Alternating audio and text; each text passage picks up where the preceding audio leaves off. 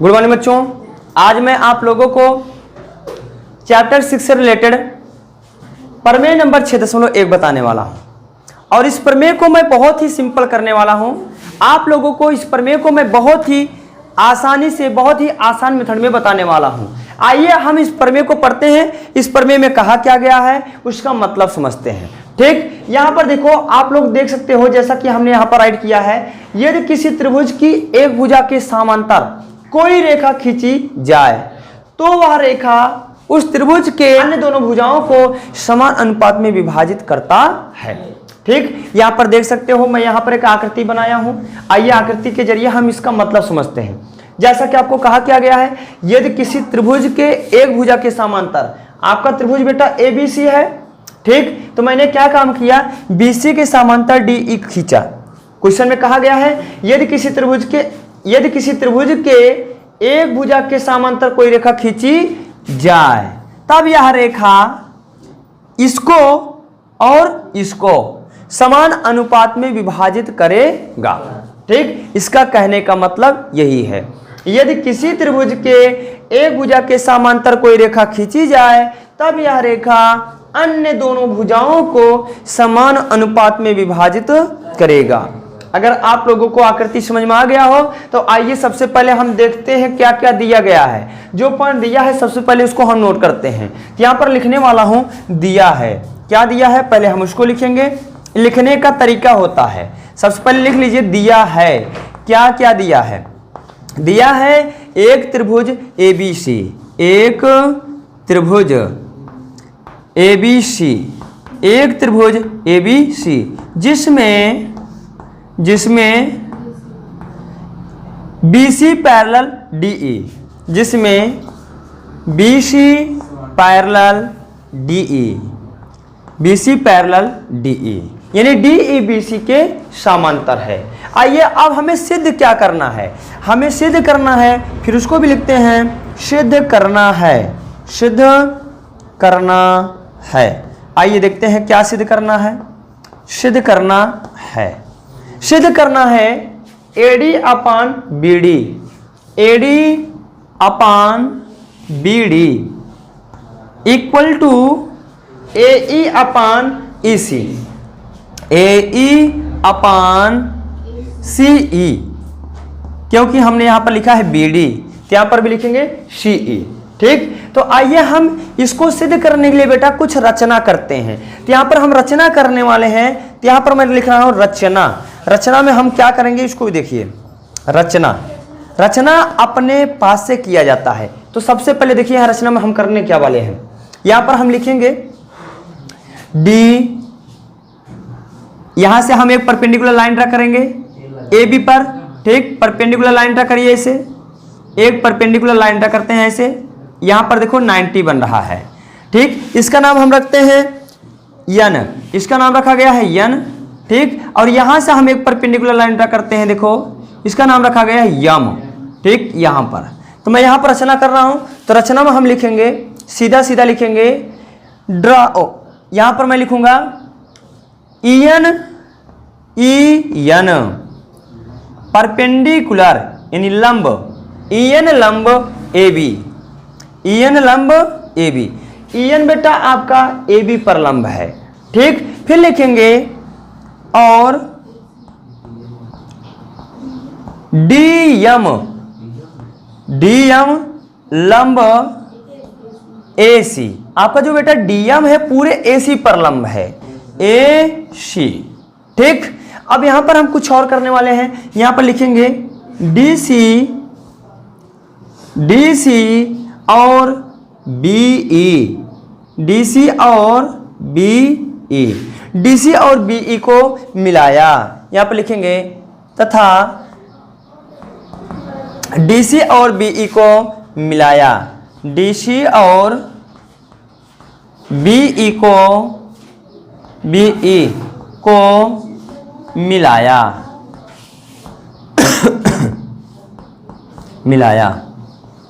इतना हमने रचना में लिखा है। ये सारा रचना हमने अपने पास से किया है। तो आइए अब हम यहां पर सिद्ध करते हैं, यानी सिद्ध करने के लिए यहां पर लिखेंगे उपपत्ति।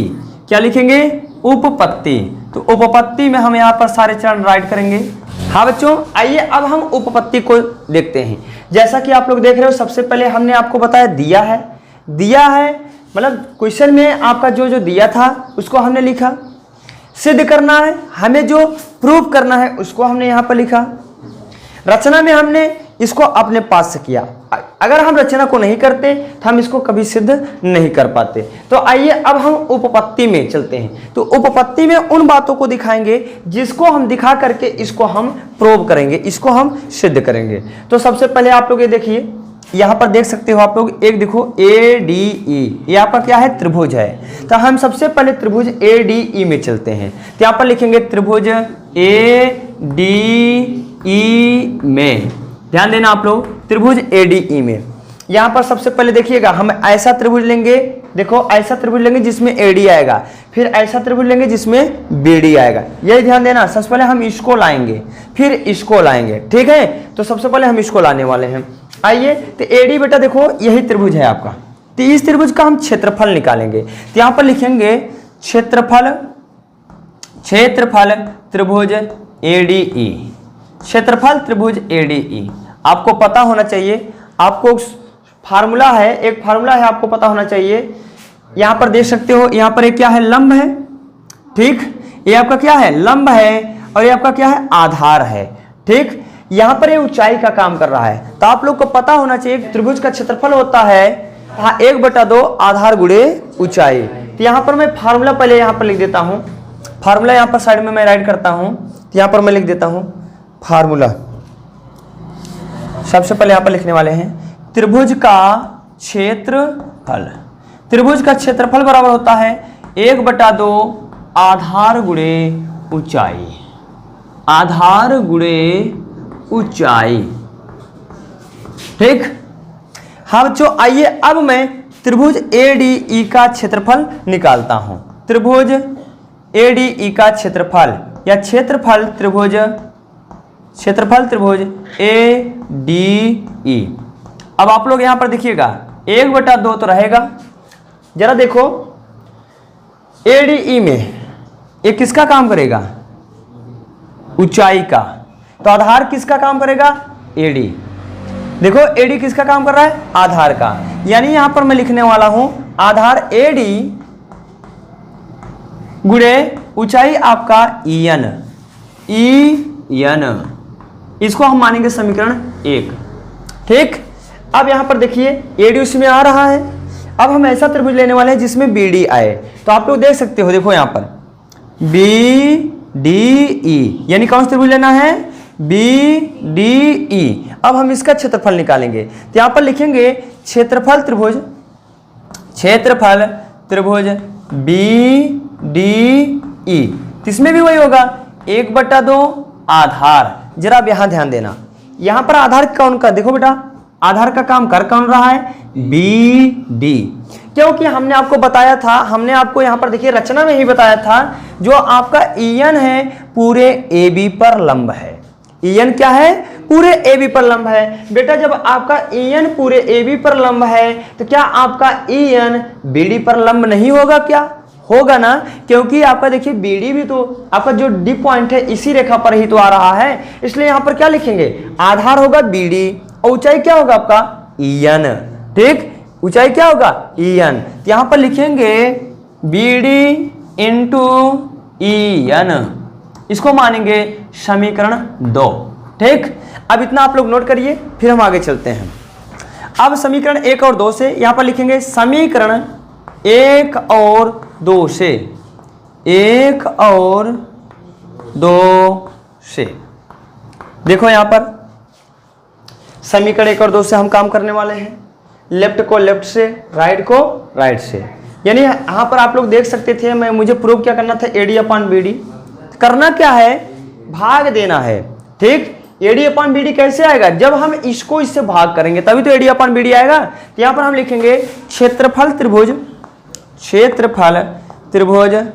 ADE अपान क्षेत्रफल त्रिभुज BDE बराबर होगा, यहां पर लिखेंगे 1/2 AD into E N upon 1/2 B D into E N. आप लोग देख सकते हो कुछ यहाँ पर कटने वाला है, ई एन से एन कट रहा है, हाफ से हाफ कट गया, रह क्या गया क्षेत्रफल त्रिभुज ए डी ई अपान क्षेत्रफल त्रिभुज बी डी ई बराबर एडी अपान बी डी। इसको इक्वेशन बेटा मैं मानने वाला हूं थर्ड। इसको क्या मानेंगे थर्ड, इक्वेशन 3। इसको आप जल्दी से नोट करिए। हाँ बच्चों, आप लोग देख सकते हो हमने आप लोगों के सामने एडी अपान बी डी, ठीक यहां पर देखिए राइट किया है, A D upon B D लेकर के हमने आया है। अब हम काम क्या करेंगे, अब आप लोग को दिखाने वाले हैं कि ए अपान इसी कैसे आने वाला है। जैसा कि आप लोग देख सकते हो इसके पहले हमने क्या क्या काम किया था, जो काम हमने इसके पहले किया था वही काम अब हम पुनः करने वाले हैं। तो फिर से हम त्रिभुज ए डी ई लेंगे, लेकिन जो हम त्रिभुज ए डी ई लेने वाले हैं अब यहां पर थोड़ा चेंजिंग होगा, क्योंकि आपका जो डीएम है वो लंब है एसी पर। अब यहां पर जो त्रिभुज हम ए डी ई ले रहे हैं तो यहां पर लिखेंगे जब डीएम लंब एसी, ठीक। तो यहां पर हम लिखने वाले हैं त्रिभुज ए डी ई में, पुनः त्रिभुज ए डी ई में। ध्यान से समझना, बहुत ही सिंपल, आराम से समझा रहा हूं। ए डी ई में, लेकिन कब ए डी ई में, जब डीएम लंब एसी, डीएम लंब एसी, ठीक। इसके पहले जो मैंने लिया था वहां पर लिखना था ईएन लंब ए बी, ठीक। तो चलिए अब हम काम क्या करते हैं, अब इस त्रिभुज का हम क्षेत्रफल निकालते हैं, ठीक। तो यहां लिखेंगे क्षेत्रफल त्रिभुज ए डी ई, ठीक। तो क्या करेंगे 1/2 आधार गुणे ऊंचाई। तो यहां पर लिखने वाले बेटा 1/2 आधार कौन है, ए ई ना। जरा देखिए डीएम किस पर लंब है बेटा, ए ई पर। तो यहां पर आधार लेंगे ए ई, आपका आधार बनेगा ए ई और आपका ऊंचाई क्या बनेगा डीएम, ठीक। लंब बनने वाला है डीएम। इसको इक्वेशन मानेंगे 4, क्या मानेंगे 4, ठीक। अब हम क्या काम करते हैं, जैसा कि हमने आपको बताया था इसके पहले मैंने लिया था बी डी ई, हमें लाना क्या है ईसी लाना है ना। तो ईसी जरा देखिए किस में आ रहा है बेटा, ईसी आ रहा है, देखो इस त्रिभुज में, देखो इसी में आ रहा है कि नहीं आ रहा है। यानी यहां पर हम लेने वाले त्रिभुज डी ई सी, यहां पर लिखेंगे। अब यहां पर ऐड करेंगे क्षेत्रफल त्रिभुज डी ई सी, ठीक। तो यहां चलिए हम क्या करते हैं, इसका क्षेत्रफल निकालते हैं। जैसा कि आप लोग को पता है, तो यहां पर देखिए आधार का काम करने वाला कौन है ईसी, क्योंकि हमने आपको बताया जो डीएम है पूरे एसी पर लंब है, ठीक। तो आधार ईसी बनेगा और आपका ऊंचाई डीएम बनेगा। अगर डीएम पूरे पर लंब है तो आपका डीएम समझ लीजिए ईसी पर भी लंब है। तो यहां पर लिखने वाले हैं 1/2 आधार ईसी और ऊंचाई आपका बनेगा बेटा डीएम। इसको मानेंगे समीकरण 5, ठीक। जैसा वहां पर हमने लिखा था समीकरण 1 और 2 से, वैसे यहां पर हम लिखने वाले हैं समीकरण 4 और 5 से। तो यहां पर लिखेंगे समीकरण 4 और 5 से, समीकरण 4 और 5 से, ठीक। लेफ्ट को लेफ्ट से, राइट को राइट से, एकदम आराम से समझा रहे हैं। जैसे बच्चों को, छोटे बच्चों को पढ़ाया जाता है वैसे ही हम आप लोग को पढ़ा रहे हैं। अगर कहीं पर कोई समस्या हो ट्रायंगल में तो आप हमसे जरूर बताइएगा, ठीक। तो यहां पर हम काम क्या करते हैं, यहां पर लिखेंगे क्षेत्रफल त्रिभुज, देखो लेफ्ट लिखा A D E upon, left को लेफ्ट से भाग कर रहा हूं, क्षेत्रफल त्रिभुज डी ई सी बराबर होगा 1/2 आधार A D M upon 1/2 E C upon into D M. जैसा कि आप लोग देख सकते हो यहाँ पर left upon left, right upon right. यहाँ पर देखिए ए से कैंसिल हो गया और डीएम से कैंसिल हो गया। अब जो बचा है उसको हम राइट कर लेते हैं। तो चलिए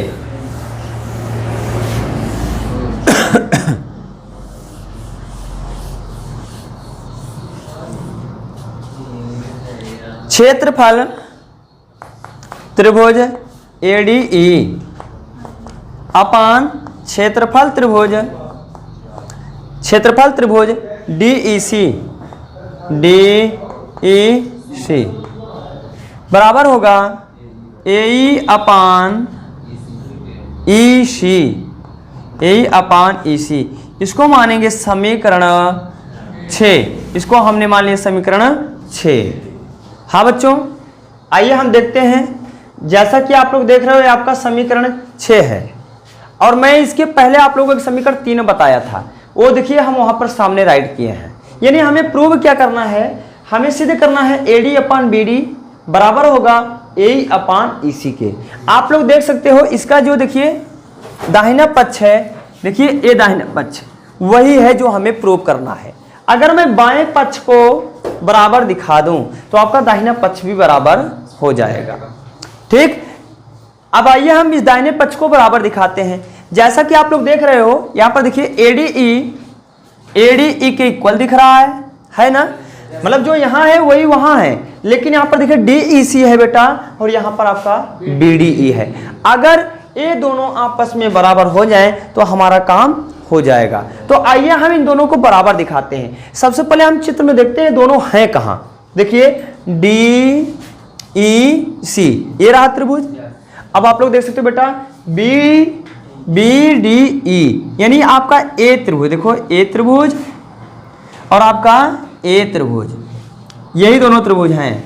आप लोग क्लास 9th में एक प्रमेय पढ़े हो, क्लास 9th में आप लोगों ने एक प्रमेय पढ़े हो, यानी उसमें आपको बताया गया है यदि दो त्रिभुजों के आधार समान हो, दो त्रिभुजों के आधार समान हो और दो समांतर रेखाओं के बीच स्थित हो तब उन दोनों का क्षेत्रफल बराबर होता है। ठीक, तो बेटा जरा देखिएगा, देखो यहां पर त्रिभुज BDE D आ रहा है, देखो त्रिभुज DCE में D आ रहा है कि नहीं आ रहा है, मतलब इन दोनों त्रिभुजों में DE कॉमन हो रहा है ना बेटा। जब कॉमन हो रहा है तो यही क्या है, आधार है इसका।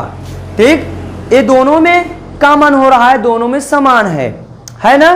तो यहां पर देखिए, और आपको ये भी पता है DE BC के पैरेलल है। हमने प्रमेय क्या बताया, प्रमेय यही बताया यदि दो त्रिभुजों के आधार समान हो और दो समांतर रेखाओं के बीच स्थित हो तब इन दोनों त्रिभुजों का क्षेत्रफल बराबर होता है। अर्थात हम यहां पर काम क्या करेंगे, यहां पर प्रमेय को लिखने वाले हैं।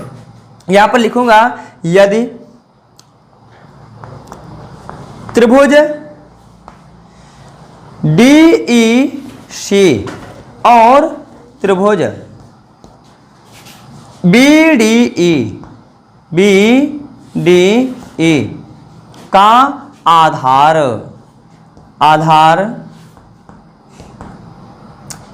DE एक ही हो, एक ही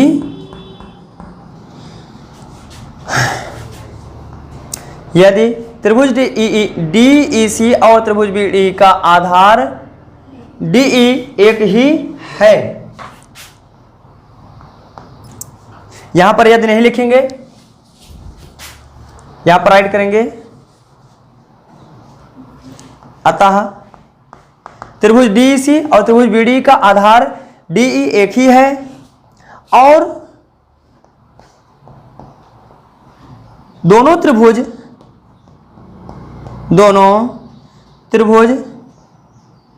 दो समांतर रेखाओं के बीच स्थित हैं, दो समांतर रेखाओं के बीच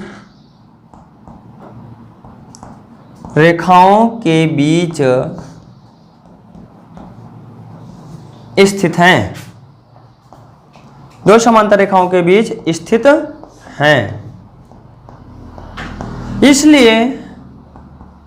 इसलिए क्षेत्रफल त्रिभुज BDE क्षेत्रफल त्रिभुज BDE बराबर होगा क्षेत्रफल त्रिभुज DEC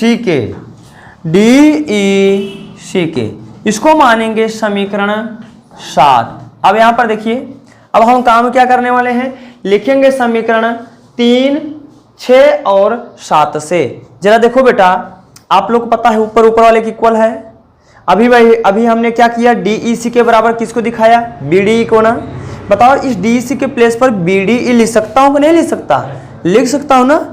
लेकिन हम लिखेंगे नहीं, डायरेक्ट हम क्या लिखने वाले हैं, लिखेंगे समीकरण 3, 6 और 7 से। ऐसे लिख करके हम तुरंत लिख देंगे हैंस प्रूव दैट AE/EC बराबर हो गया AD/BD। ठीक, तो यहां पर लिखेंगे समीकरण 3, 6 और 7 से। ठीक, hence prove that AD/BD equal to AE/EC। ठीक, इससे सिद्ध होता है यदि हम किसी भी त्रिभुज के एक भुजा के समांतर कोई रेखा खींचें तब वह रेखा अन्य दोनों भुजाओं को समान अनुपात में विभाजित करेगा। उम्मीद करते हैं बच्चों आप लोगों को हमारी बातें समझ में आ रही होंगी। यदि आप लोगों को हमारा वीडियो अच्छा लगा होगा तो आप इसे अपने दोस्तों के साथ जरूर से जरूर शेयर करिए, और इसी टाइप का वीडियो प्राप्त करने के लिए आप हमारे चैनल को जल्द से जल्द सब्सक्राइब करिए। ठीक, लाइक करिए, बेल आइकन को क्लिक करना मत भूलिए।